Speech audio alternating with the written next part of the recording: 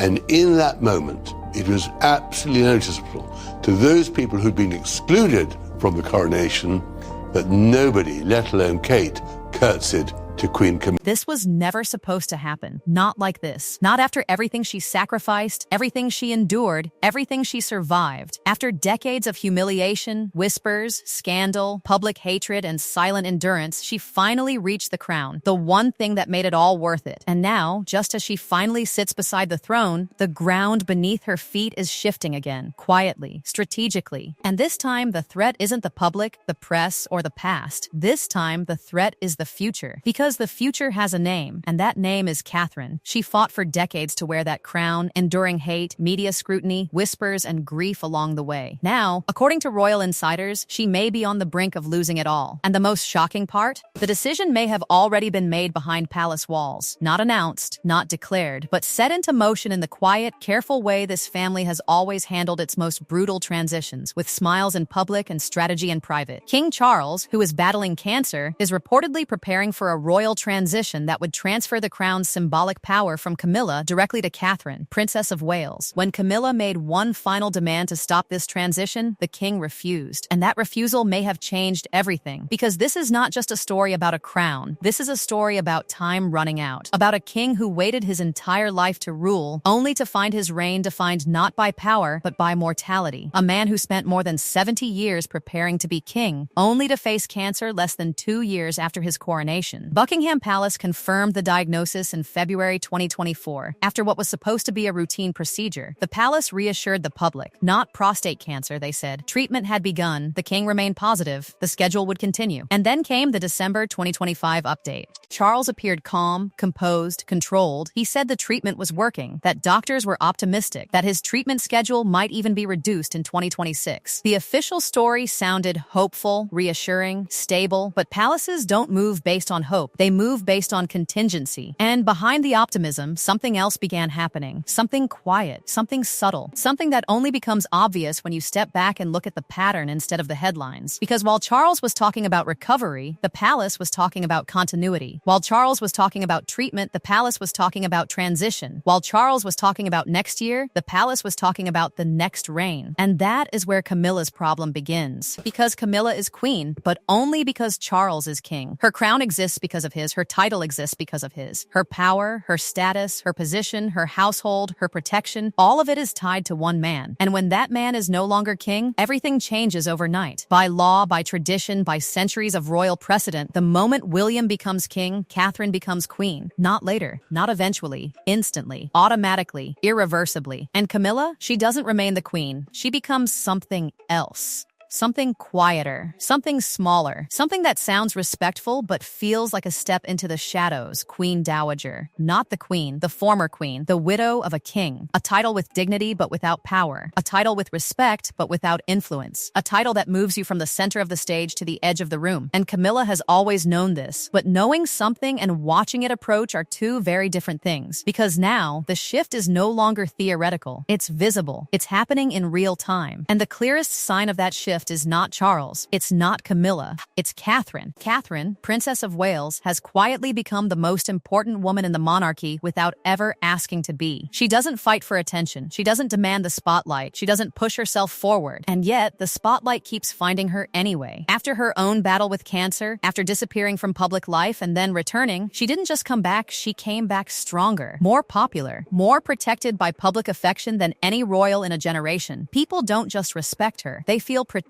of her. And in a monarchy that survives on public emotion, that is more powerful than any crown. Approval ratings tell a brutal story. William and Catherine consistently sit above 60%. Camilla struggles around the mid-40s. That gap is not just numbers. That gap is the future. And Charles can see it. The palace can see it. William definitely sees it. And Camilla sees it too. Which brings us to the moment where everything reportedly came to a head, the final demand. According to sources close to the palace, Camilla asked Charles for something very specific. Not more power, not more attention, not more duties. She asked for protection, official protection, written protection, a guarantee about her title, her role, her residence, and her funding after Charles is gone. Because here's the truth no one says out loud. When William becomes king, Camilla's entire life will depend on William's decisions. Where she lives, whether she remains a working royal, how often she appears, how she is funded, how she is presented to the public, everything. And Camilla remembers what happened to other royals who lost palace protection. She remembers Diana. She remembers what happens when the palace goes silent. So she asked Charles to secure her future now, to make it official, to make it guaranteed, to make sure she would always be protected, always be respected, always be secure, no matter what happens when William becomes king. And Charles said no, not because he doesn't love her, not because he wants to hurt her, but because he cannot control what happens after his reign. He cannot tie William's hands. He cannot dictate the next king's decisions. The monarchy doesn't work like that. Each monarch controls their own reign, their own court, their own inner circle, which means Camilla wanted certainty, and Charles could only offer reality. And reality is a very cold thing inside palaces, because while this conversation was happening, something else was happening quietly in the background. Something that looked small, almost unimportant, unless you understand how royal strategy works. Camilla transferred her private home, Ray Mill House, into the names of her children. On paper, it looks like tax planning, estate planning, a normal financial decision. But in royal life, timing is never random. That house represents her independence, her life before Charles, her safety net. And by transferring it fully to her children now, she may be doing something very simple and very revealing at the same time, securing a place that is hers, no matter what happens when the crown moves on. Because when William becomes king, Clarence House may no longer be her home. Her role may change, her staff may change, her protection may change, her entire world may change in a single day. So she is preparing quietly, just in case. And when you step back and look at the entire picture, the cancer diagnosis, the rising visibility of William and Catherine, the discussions about succession, the property transfer, the request for protection, the refusal, a pattern begins to appear. Of not a scandal, not a betrayal, not a dramatic royal war, something colder than that, a transition, a slow, careful, inevitable transfer of the crown's emotional power from one woman to another, not from enemy to enemy, but from one queen to the next queen. And the most brutal part of this entire story is this. The crown was never really Camilla's. She was holding it, protecting it, wearing it, but it was always moving through her toward Catherine. And now, for the first time, Camilla may be realizing that the crown she fought decades to wear was never the final destination. She wasn't the ending of the story. She was the bridge. And bridges don't get remembered the same way queens do. And here is where the story becomes less about titles and more about something much more dangerous inside royal walls: relevance. Because in the monarchy, losing power is one thing, but losing relevance is something else entirely. Power can be taken away in a single day by a proclamation. Relevance disappears slowly, quietly, in smaller cars, fewer headlines, shorter appearances, and eventually empty rooms where cameras no longer wait. And Camilla understands this better than anyone because she has lived both sides of that life. The woman the public refused to accept, and the queen the public finally tolerated. That journey took 30 years. 30 years of being blamed for a love story that began long before the world was watching. 30 years of being compared to a ghost the public never stopped loving. 30 years of waiting in the shadows while history slowly softened toward her. She didn't just marry a prince. She waited for a crown that many people believed she should never wear. And when she finally wore it at Westminster Abbey in 2023, it wasn't just a ceremony. It was the end of a war that lasted decades. But what no one says out loud is that her time as queen was always going to be shorter than anyone else's. Charles became king at 73. That meant Camilla became queen at an age when most royal consorts are already finishing their public lives, not starting their most important chapter. From the very beginning, her reign was always going to be a brief chapter between two much larger eras, the era of Elizabeth and the era of William and Catherine. And that is exactly why this transition feels so cruel, even if it is completely logical. Because history will remember Queen Elizabeth as an icon. History will likely remember Queen Catherine as the modern queen who helped carry the monarchy into a new generation. But Camilla